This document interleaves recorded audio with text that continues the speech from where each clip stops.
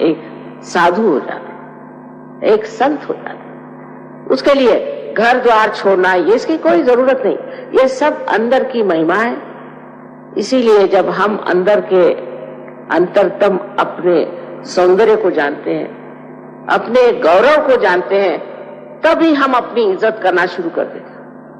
और उस आत्मा के प्रकाश में जो कुछ गंदगी अपने आप छूट जाती है। आश्चर्य तो ये है कि ये म्लेच्छ लोग जहां मैं जाती हूं, ये आप लोगों से आगे बढ़ गए। मेरे ख्याल से जितने ये नीचे गर्त में थे उतने ये ऊंचे उठ गए। पता नहीं कैसे, मेरे तो समझ में नहीं आता कि लाखों के तादाद में इन्होंने आत्मदर्शन की इच्छा करी। जिन्होंने भगवान का नाम भी नहीं सुना, ऐसे रशियन लोग हजारों के तादाद, और उन्होंने मुझे जैसा पहचाना, मुझे आश्चर्य उनका भी होता है, क्योंकि मैं तो कोई सीधी सरल हूं, मैं कुछ सींग लगा के नहीं घूमती हूं।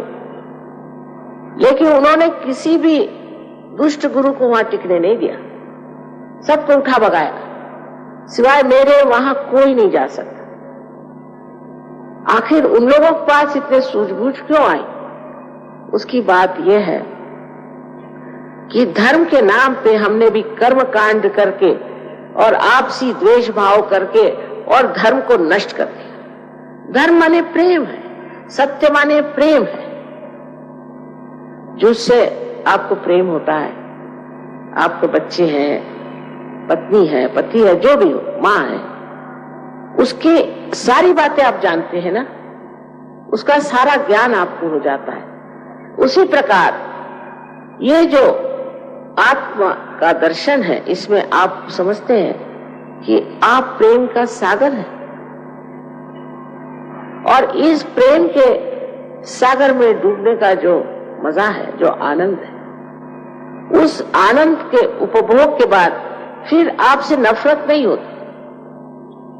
आप सबको माफ करते चलते हैं और नफरत अपनी खत्म हो जाती।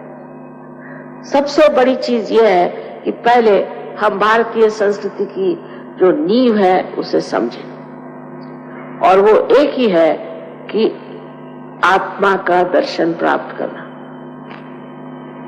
सारे धर्मों का भी यही कहना। कौन सा धर्म जो नहीं कहता है? आप अगर कुरान में देखें तो उसमें लिखा हुआ है कि आपको वली पीर होना चाहिए। आप बाइबल में देखिए तो बिल्कुल सेल्फ नॉलेज की बात की है, thou shalt know yourself। ऐसा कोई धर्म नहीं है जिसने ये बात नहीं की कि आप अपने आत्मा का दर्शन पहले करें, तब फिर आपको परमात्मा का भी दर्शन हो सकता।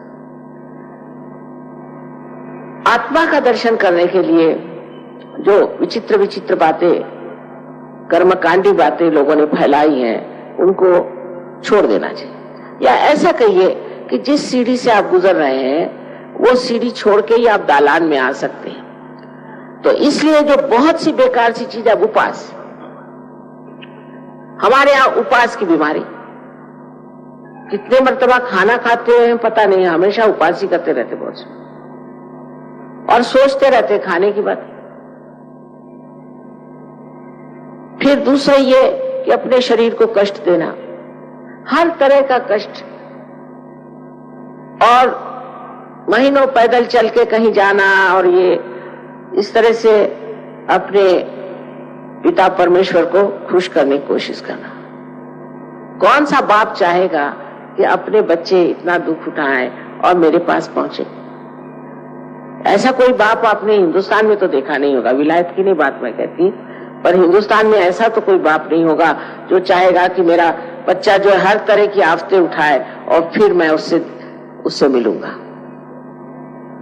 इस तरह की बातें जो हमारे देश में हर बार, हर साल, हर युग में होती है।